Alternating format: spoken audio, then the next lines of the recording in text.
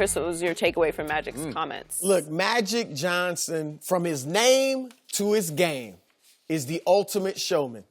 And a showman wants to give the people what they want. So sometimes Magic gets caught up in the momentum and goes with it to give the people what they want. So on Jimmy Kimmel, he knows when they ask about Paul George, he shouldn't say anything, but he's caught up. Wink, wink, you coming to the Lakers, right? You know, like he just caught up. Cost him. Yeah, it cost him. With the press conference for Lonzo Ball, the introductory press conference, he gets caught up in the hype and the fever of, hey, we got Lonzo.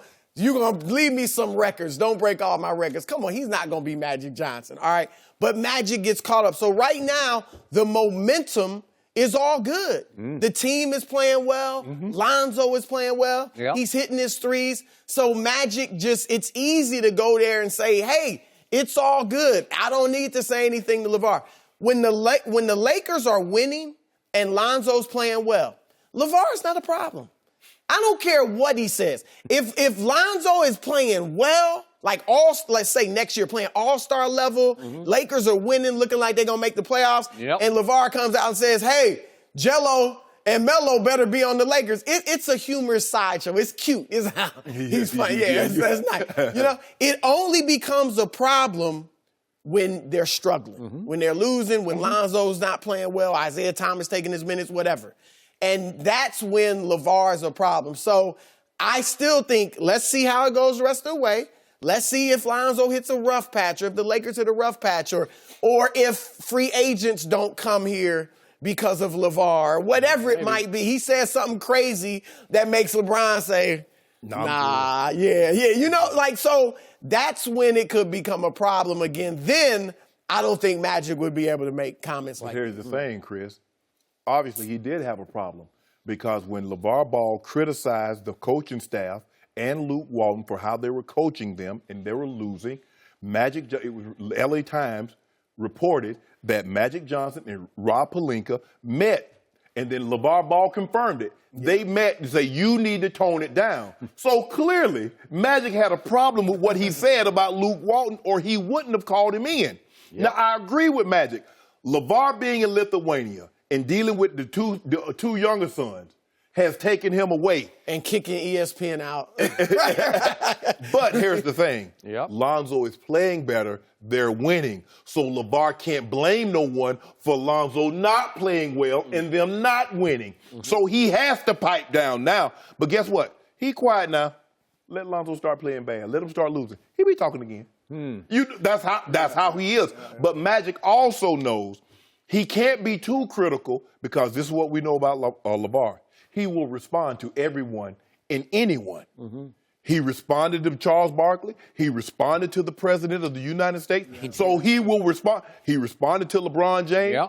So Magic knows how this goes. And he doesn't. Magic is above being into a Twitter battle or a social media or going back and forth with LaVar Ball in any aspect, in any context. So Magic understands how to play this game. And what's he supposed to say? Man, Lonzo couldn't carry my shoes. He's supposed to say, oh, yeah. But you don't have to say, he's going to break my record. He's going to put his jersey up there. I expect to see a statue out there. I'm sorry, Skip Bayless. I got good news and bad news. I'm just going to give you the bad news. He's not going to be Magic. We'll see you think he can be Magic, Skip? Well, I don't know. What is Magic? You know what Magic is. Magic is like arguably the best player of all time. You're going to go get him a Kareem and a Worthy? Magic? Magic? Chris Broussard. Now he want to talk about Kareem and Worthy. But when I talk about LeBron. But here, look. I'm saying what you taught me that. I just gave it back to you. Best case scenario, Lonzo does not play with the pizzazz. He does that not. Magic. Even if he became as effective as Magic, he wouldn't have the pizzazz. And LaVar will not like me saying this, it is no coincidence that when LaVar went to Lithuania, his number one son started looking like a pretty good basketball player. And he started carrying himself differently on the basketball court. And he started to attack more, dare I say, be aggressive, which I couldn't even see him for the first month. I didn't even know who that kid was. And all of a sudden, as Magic points out in this article, his whole body language changed because his shot started falling. He started feeling pretty good about himself. And I do think he was doubting himself when his shot wouldn't fall in those first I don't know, 25 games. Yeah. It was near Bad. It was disaster. bad, yeah. And all of a sudden, he's gone back to being the darling of Laker Nation. And it put Magic Johnson finally in a position of strength. And when he was approached by Josh Peter, USA Today, I think he thought, you know what? I'll take this opportunity, and I'm going to drop the hammer on LaVar, because he basically did in many different ways here between the lines. I don't listen to him. That's right. Like he's irrelevant.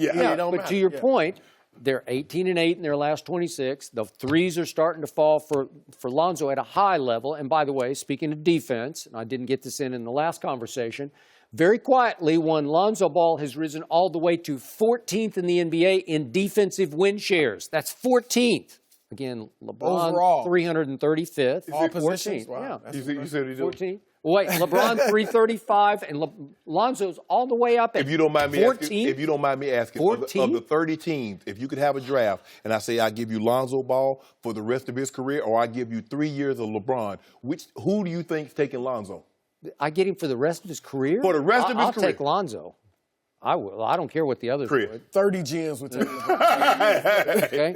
But the point is, position of strength. Because, listen, Lonzo's starting to have impact. Yeah. Sometimes it's subtle. Sometimes he does just what has to be done. But he's been leading this team in rebounds the whole year until just recently when Julius just crept past him. Mm-hmm. He obviously leads it in assists. And there are only 2 players in the whole NBA who are above 10-7-7 and shooting 30% or more from 3. And it's your guy and it's my guy. Only those 2 players. What guy is your guy? Lonzo. That's my guy. LeBron and Lonzo. Yeah, those are the only 2 who have those kind of stats in that category. Only the L. Big difference. The only thing is the L. One is 27, 9 and 8. No, one guy's 10, 7, and lately he's been averaging 30 a game. Yeah. Okay? Triple dubs. But I loved it that Magic took this opportunity from a position of strength with LaVar. I don't know where he is. Is he still in Lithuania? I don't even He's still know. in Lithuania. I guess he is. But it's been blissfully quiet for about a month. Yeah. We haven't heard a peep. And the kid is starting to, at age 20, he's starting to look like an NBA player. And Magic laid it out and made it abundantly clear. Everything that LaVar wants and hopes to accomplish is predicated on the development of his son. Jello and Melo, I don't know what Melo's going to be, but I'm saying. What, Melo, he might be. He could make the league. But here's it's all predicated on Lonzo. If Lonzo's success, this big baller brand and whatever else LaVar wants to do will be a success. If he's not, fold up shop. You know what else? And you made a great point with, since he went over to Lithuania, LaVar. Mm-hmm. It looks like Lonzo is becoming his own man. I hope so. Right? Because it's hard to lead a locker room full of men if they see you as a daddy's boy. Yeah. And so now, like you said, the aggressiveness on the court, he hasn't really made comments necessarily that say that he's his own man. But he made one. He was talking about, I did what I did, but, I still going to have haters. Yeah, that's an improvement. That was aimed at you. NCAA. Oh, was he? How's that aimed at me? What I do, speaking straight to you. What I do? Hate on a daily basis. First of all, a poor 20-year-old kid. You critique him on a daily basis like he's 32 years old. No, I don't. I seem to remember you doing that with a certain player. Well, he was the chosen one. Every day. I was going by what was tattooed on his back. He was the chosen one. He chose to wear 23 because he thought he had neck. And he didn't have neck. He had neck. No, he didn't. He had neck. I critique a guy for 30 games for 6 months. Somebody's critiqued the guy every day for 15 years. But I waited until his second year. You haven't even given it, 1 year. Well, if Gloria had come out and said, my son better than Michael Jordan right now. My son better than Magic Johnson, Larry Bird right now, and he's better than anybody. Kobe, he's better than Shaq playing right now. Because that's what LaVar did. LaVar heaped this praise. Jason Tatum was the 3rd pick. Josh Jackson. I told you, from the start, everybody rooted for 18-year-old LeBron. At Sacramento that first night, I'm watching. I'm rooting for everybody wants him to do well. A whole bunch of people wanted Lonzo to fall on his face on opening night. Lonzo's pretty popular. They want Lonzo People might not like LaVar to go away. Yeah. They want Lonzo to do well. Lonzo also is the vehicle to LaVar. Lonzo and LaVar, they said on my podcast last year, they said they were going to win 6 titles. I asked them how many they think they're going to win. 6. In Lithuania? So hold them to that standard. 6. They both said it, or Dad They both wrote it on separately. Okay, well, he already got one with Chino Hills. So you factor those 3 in for Lithuania? Well, he was the Summer League MVP. Maybe they were the title. Then maybe they win one in the G League. I said, there's a chance. All we have to do, Skip, is get Lonzo in a room with Shannon, and he's going to completely It'd flip be us. over. Yeah, you'd be on my. You'd be sitting over here every He's day. gonna have Mount Rushmore. Yeah. Nope. For sure. You'd be over here with your arm around me. No. Go, Lonzo! No. Yep. LeBron is where it's at, Skip. So you got 3 more years to deal with it. Really? 3 more. Well, right now, LeBron is at here. He's here tonight. Yeah. Right? I was just over there to play last night. Oh, yeah. San Bambino. Is that right? San Bambino. Well, in his Beverly Hills chalet somewhere up Yeah, there. he right down. Are you going to go this weekend? I might. Yeah. I can't tell y'all nothing because y'all hold that against me. Yeah. Y'all hold that against Jersey me. and jammies. I don't know Thanks for why. joining us.